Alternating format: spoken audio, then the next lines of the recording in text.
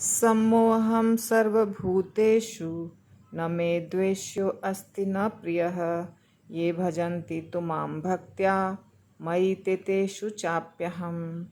भगवद गीता अध्याय 9 श्लोक संख्या 29। श्रील प्रभुपाद की जय। भगवान कृष्ण अर्जुन से कह रहे हैं, हे अर्जुन, मैं किसी से द्वेष नहीं करता, मेरे लिए सब बराबर है। मैं किसी का पक्षपात नहीं करता, सम है, मेरे लिए सारे जीव सम हैं। समो अहम सर्वभूतेषु, सारे जीव, मनुष्य नहीं, सारे जीव। सर्वभूतेषु का अर्थ है ब्रह्मा जी हो या चींटी हो, देवी देवता हो, गंधर्व हो, किन्नर हो, मनुष्य हो, जानवर हो, पशु हो, पक्षी हो, सारे जीव को भूत कहा जाता है। सर्वभूतेषु अर्थात जितने भी जीव हैं सब मेरे लिए क्या हैं?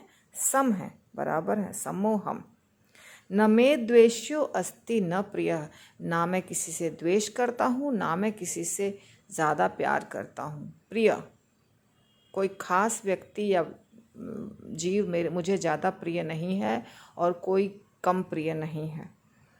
परंतु दूसरे लाइन में भगवान कह रहे हैं, ये भजन्ति तु मां भक्त्या, जो भक्ति पूर्वक भक्ति भावना से मेरा भजन करता है, मेरी सेवा करता है, मेरा गुणगान करता है, मेरी पूजा करता है, मयि ते तेषु चाप्यहम, तो मैं भी उसके बदले उसका रिटर्न देता हूँ। अर्थात यदि कोई मेरी आराधना करता है, पूजा करता है, तो उसके रिफ्लेक्शन में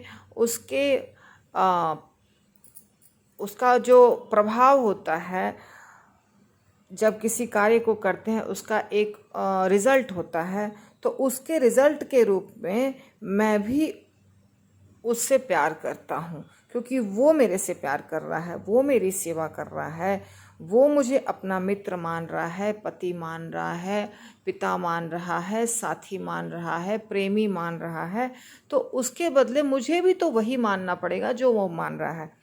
और इसीलिए वो मेरा प्रिय मित्र बन जाता है, मुझ में स्थित रहता है और मैं भी उसका प्रिय मित्र बन जाता हूँ। वो हमेशा मेरे बारे में सोचता है तो मैं भी उसके बारे में सोचता हूँ। तो इतना फ़र्क है कि भगवान किसी के साथ अन्याय नहीं करते हैं। इसको एक उदाहरण से आप समझ सकते हैं। जैसे हम परीक्षा देते हैं, परीक्षा में हम कुछ आंसर लिखते हैं क्वेश्चन के, जो एग्ज़ामिनर है, टीचर है, उसको पता नहीं होता है कि ये किसका पेपर है। वो हर पेपर को समान रूप से चेक करता है और सब में वो ऐसे समान रूप से सही का गलत का जैसा उसको मार्किंग करना होता है वैसा मार्क्स देता है। उसी प्रकार भगवान हर व्यक्ति के कर्म का परिणाम उसको देते हैं। उसमें ऐसा नहीं है कि ये भक्त का कर्म है कि अभक्त का कर्म है, ये मनुष्य का कर्म है कि देवता का कर्म है। लेकिन जब भगवान से कोई प्रेम करता है तो वो प्रेम जो भगवान से कर रहा है वो भी तो एक कर्म है, भक्ति वाला कर्म है, तो उसका भी तो फल भगवान को देना है। जैसे अभक्त घृणा करता है भगवान से, लेकिन भक्त प्रेम करता है। तो यदि कोई व्यक्ति प्रेम करेगा भगवान से तो उसके परिणाम में भगवान उसको क्या देंगे बताइए आप? प्रेम ही देना पड़ेगा। तो जैसे भगवान ने सुदामा का थोड़ा सा चूड़ा खाया, तो भगवान ने सुदामा का चूड़ा खाया तो भगवान को तो उसके बदले उसको कुछ देना था।